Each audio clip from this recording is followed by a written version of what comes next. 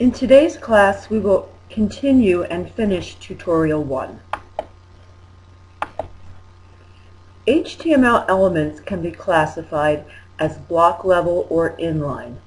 A block level element will take up the full width of the page and will have a line break or carriage return before and after. An inline element only takes up as much width as it needs, and it does not force a line break or carriage return. For example, a paragraph tag is a block level element. You will see there is a carriage return before or after when it is displayed in the browser. And here we have an example. If we were to write this expression, sum p content np here, you will see the word content, which is enclosed in the paragraph tag, would be separate from the content above it and below it, because the paragraph tag is a block level element inserting a line break or carriage return before and after it. Another popular block level element is the div tag. A div is just a generic container that is very useful for enclosing some content to which we would apply some style rules. We will be looking at the div tag later in this class. An inline element does not have a carriage return. An example of an inline element is the bold tag. If you look at the expression here, sum b content nb here, you will see that there is no interruption in the flow of the document.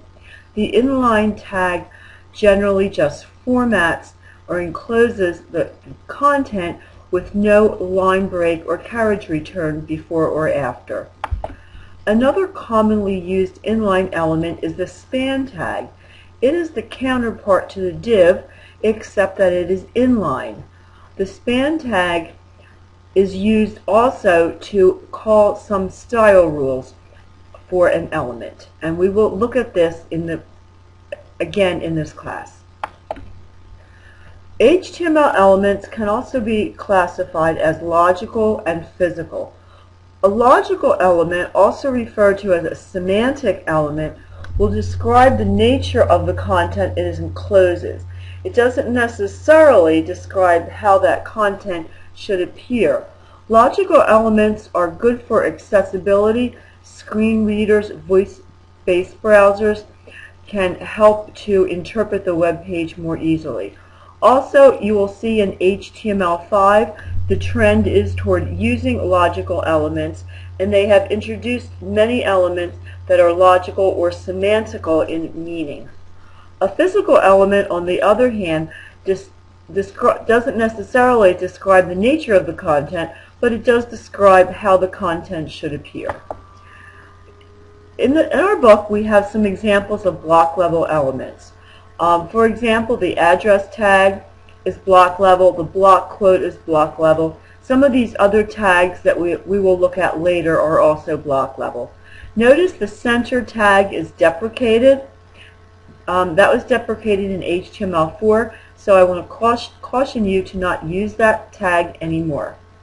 Some inline elements, here we see a bold tag, the italic tag, the I tag.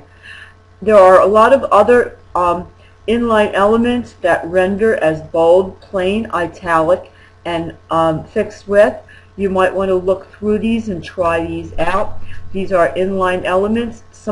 Most of these are semantic or logical. Some are physical.